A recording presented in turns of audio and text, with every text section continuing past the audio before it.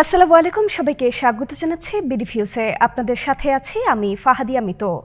যানজটের নগরী ঢাকায় মেট্রো রেল চালু করাকে আওয়ামী লীগ তাদের পুরো মেয়াদের সবচেয়ে বড় সাফল্য হিসেবে দাবি করে। সাধারণ জনগণের বড় একটি অংশ যারা নিয়মিত মেট্রো রেলে যাতায়াত করেন তাদের মনেও এজন্য আওয়ামী লীগ সরকারের প্রতি সুপ্ত কৃতজ্ঞতাবোধ কাজ করে। কার্যত আওয়ামী লীগ নিজেদের টাকায় এই প্রকল্প বাস্তবায়ন করেছিল জনগণের দেওয়া ট্যাক্সের টাকাতেই। কিন্তু এখন বেরিয়ে আসছে চাঞ্চল্যকর সব তথ্য। সম্প্রতি মেট্রো রেলের বিয়ারিং প্যাড নিচে পড়ে একজন নাগরিক মর্মান্তিকভাবে মৃত্যুবরণ করার প্রেক্ষিতে তদন্ত করতে গিয়ে যেন কেঁচো খুঁড়তে গিয়ে সাপ বেরিয়ে যাবার অবস্থা দেখা দিয়েছে। জানা গেছে ন্যূনতম সেফটি অডিট না করেই এই প্রকল্প চালু করেছিল আওয়ামী লীগ। বিস্তারিত এবারের প্রতিবেদনে।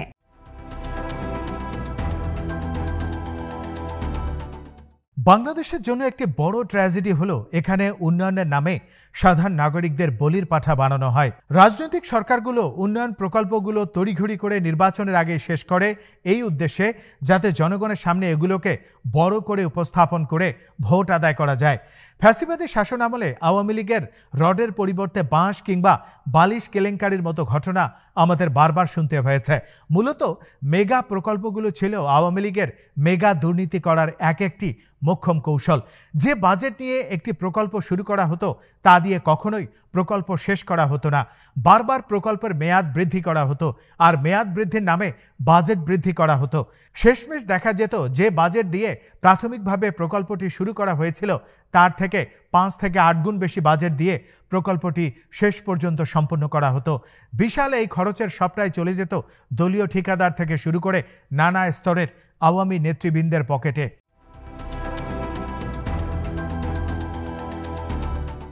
এই বাস্তবতা অনুধাবন করেছে বর্তমান ক্ষমতাসীন অন্তর্বর্তী সরকার। তড়িঘড়ি করে বিগত আওয়ামী লীগ সরকারের রাজনৈতিক এজেন্ডা বাস্তবায়নের অংশ হিসেবে চালু হওয়া মেট্রো রেল প্রকল্পের ব্যয় কমিয়েছে অন্তর্বর্তীকালীন সরকার। এই প্রথমবারের মতো এই প্রকল্পের ব্যয় 754 কোটি টাকা কমিয়েছে সরকার। অনুমোদনের 1 দশকেরও বেশি সময় পর প্রথমবারের মতো খরচ কমছে মেট্রো রেল প্রকল্প 6। প্রকল্পটি তৃতীয় সংশোধন চূড়ান্ত করার প্রক্রিয়ায় অন্তর্বর্তীকালীন সরকার এবং সময়সীমা বাড়িয়েছে 2028 সালের ডিসেম্বর পর্যন্ত। মেট্রো রেলের 1.16 কিলোমিটার মতিঝিল কমলাপুর অংশ সম্প্রসারণের কাজও চলমান রয়েছে।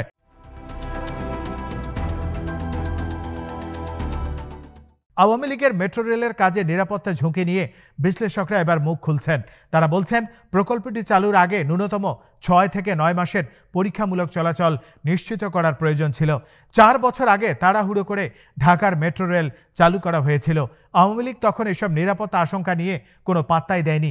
এমনকি নিরাপত্তার পূর্ণাঙ্গ পরীক্ষা সেফটি অডিট ছাড়াই মেট্রো রেল যাত্রা শুরু করেছিল।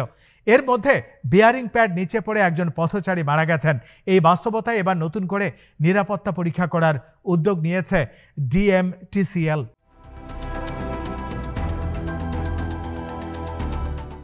আওয়ামী লীগের আমলে গণমাধ্যম অনেকটাই নিয়ন্ত্রিত থাকলেও 2-1 সময়ে বাংলাদেশের গণমাধ্যমে প্রায় এমন খবর দেখা যেত যে কোনো বিদ্যালয়ের ভবন, কালভার্ট বা সেতু নির্মাণে রডের বদলে বাঁশ ব্যবহার অথবা অপর্যাপ্ত কংক্রিট, ভেজাল নির্মাণ সামগ্রী কিংবা অনুমোদনবিহীন ঠিকাদারি। এই ঘটনাগুলো কেবল 1 বা 2টি প্রকল্পের ব্যতিক্রম নয়, বরং এটি বাংলাদেশের নির্মাণ খাতের গভীর দুর্নীতির চিত্র তুলে ধরে। মূলত আওয়ামী আমলে সরকারি প্রকল্পে দুর্নীতি সাধারণত কয়েকটি ধাপে ঘটেছিল। দেখা যেত প্রকল্পগুলোর টেন্ডার আগে থেকেই নির্দিষ্ট ঠিকাদার বা রাজনৈতিক প্রভাবশালীদের জন্য নির্ধারিত থাকত। প্রকল্প অনুমোদনের আগে থেকেই কমিশন বণ্টনের হিসাব চূড়ান্ত হয়ে যেত।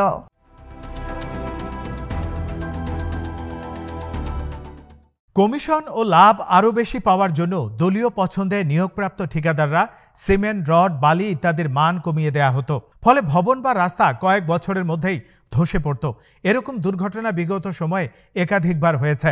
স্থানীয় প্রকৌশলী বা প্রশাসনিক কর্মকর্তারা অনেক সময় রাজনৈতিক চাপ বা ব্যক্তিগত স্বার্থে চোখ বন্ধ রাখতেন।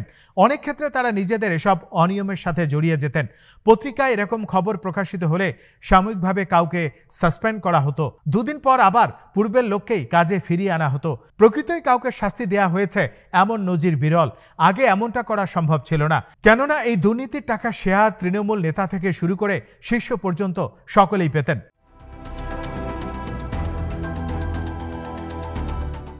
গাইবান্ধা, রংপুর, বরগুনা ও কুড়িগ্রাম সহ বিভিন্ন জেলার কয়েকবার প্রকাশ পেয়েছে সেখানে বিদ্যালয় ভবন, কালভার্ট বা সেতু নির্মাণে রডের বদলে বাঁশ ব্যবহার করা হয়েছে। স্থানীয় প্রশাসন তদন্তের ঘোষণা দিলেও বেশিরভাগ ক্ষেত্রেই ফলাফল প্রকাশ করা হয়নি। 2020 সালে কুড়িগ্রামে চিলমারিতে একটি সরকারি রাস্তা নির্মাণে ব্যবহৃত বাঁশের ছবি সামাজিক যোগাযোগ মাধ্যমে ভাইরাল হয়। পরে ঠিকাদার দাবি করেন সাময়িকভাবে ব্যবহার করা হয়েছিল। 2022 সালে বরিশালে একটি কালভার্ট নির্মাণে ফাটল দেখা যায় উদ্বোধনের কয়েক মাসের মধ্যেই। প্রতিবেদনে দেখা যায় কংক্রিটে যথাযথ অনুপাত মানা হয়নি। 2023 সালের প্রতিবেদনে বলা হয় সরকারি প্রকল্পে দুর্নীতি, স্বজনপ্রীতি ও রাজনৈতিক হস্তক্ষেপের কারণে দেশের অবকাঠামো উন্নয়ন কাঙ্ক্ষিত মানে পৌঁছাচ্ছে না।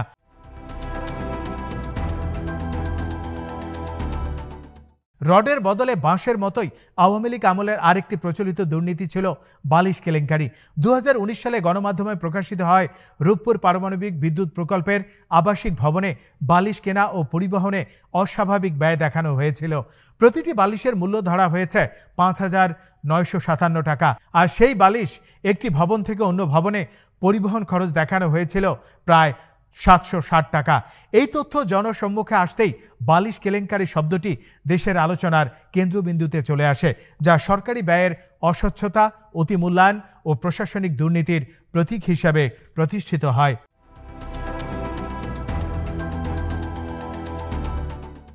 ঘটনাটি সামাজিক যোগাযোগ মাধ্যমে ব্যাপকভাবে ভাইরাল হয়। বালিশ কেলেঙ্কারি তখন সাধারণ মানুষের মধ্যে এক ধরনের ব্যঙ্গচিত্রে পরিণত হয়, যেখানে বলা হয় বাংলাদেশে উন্নয়নের চেয়ে বালিশ বেশি দামি। এই ঘটনার কারণে সরকার ও প্রকল্প সংশ্লিষ্ট কর্তৃপক্ষ তীব্র সমালোচনার মুখে পড়ে। পরে গৃহায়ন ও গণপূর্ত মন্ত্রণালয় তদন্তের নির্দেশ দেয় এবং কিছু কর্মকর্তাকে সাময়িক বরখাস্তও করা হয়, যদিও চূড়ান্ত কোনো বিচার বা জবাবদিহিতা দেখা যায়নি। ট্রান্সপারেন্সি ইন্টারন্যাশনাল বাংলাদেশ তাদের 2019 সালের বিবৃতিতে বলেছিল, রূপপুর প্রকল্পের বালিশ কেলেঙ্কারি একটি বড় জাতীয় শিক্ষণীয় বিষয়। এটি প্রমাণ করে সরকারি ক্রয়ে কত সহজে অতি মূল্যায়ন ও স্বজনপ্রীতি ঘটতে পারে।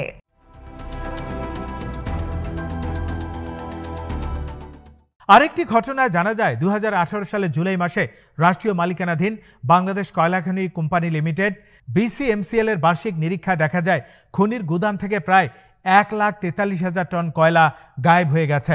এর আনুমানিক বাজার মূল্য ছিল প্রায় 227 কোটি টাকা। এই ঘটনাটি প্রকাশ্যে আসার পর ব্যাপক আলোড়ন সৃষ্টি হয় এবং বড় পুকুরিয়া কয়লা কেলেঙ্কারি নামে পরিচিত হয়। ঘটনাটি ব্যাপক আলোচিত হওয়ার কারণও ছিল কাগজে কলমে খনির মজুদে কয়লার পরিমাণ হিসেব অনুযায়ী সে সময় থাকার কথা ছিল 1.43 লাখ টন কয়লা, কিন্তু বাস্তবে পাওয়া যায়নি। তদন্তে দেখা যায় কয়লা গায়েব হওয়ার সময় খনিটি বন্ধ ছিল না, বরং নিয়মিত খনন ও সরবরাহ চলছিল। এই ঘটনায় বেশ কয়েকজন উচ্চপদস্থ কর্মকর্তা বরখাস্ত হন, তবে রাজনৈতিক বা মন্ত্রণালয় পর্যায়ে দাম নির্ধারিত হয়নি। 2018 সালে দুর্নীতি দমন কমিশন দুদক তদন্ত শুরু করে। 2020 সালে মামলার চার্জশিট দাখিল করা হয়, কিন্তু বিচার প্রক্রিয়া ধীর গতি এবং এখনও চূড়ান্ত রায় হয়নি।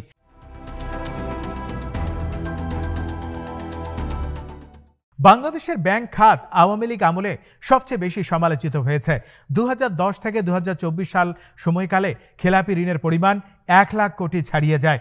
2010 থেকে 2013 সালে বেসিক ব্যাংকে প্রায় 4,500 কোটি টাকার ঋণ জালিয়াতির অভিযোগ, যেখানে দুদক 56টি মামলা করে।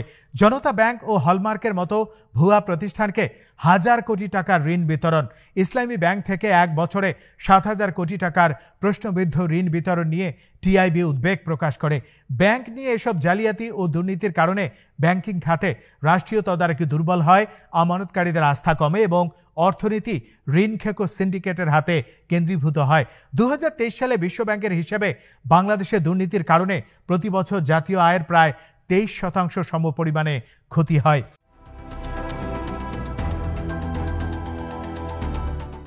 প্রতিটি প্রতিষ্ঠান থেকে উন্নয়ন প্রকল্পের নামে আওয়ামী লীগ যে পরিমাণ দুর্নীতি করেছে এবং রাষ্ট্রের টাকা, জনগণের টাকা বাইরে পাচার করেছে, কিংবা যেভাবে আওয়ামী লীগের নেতাকর্মীরা দেশের বাইরে বেগম পাড়া গড়ে তুলেছে, তা নজিরবিহীন।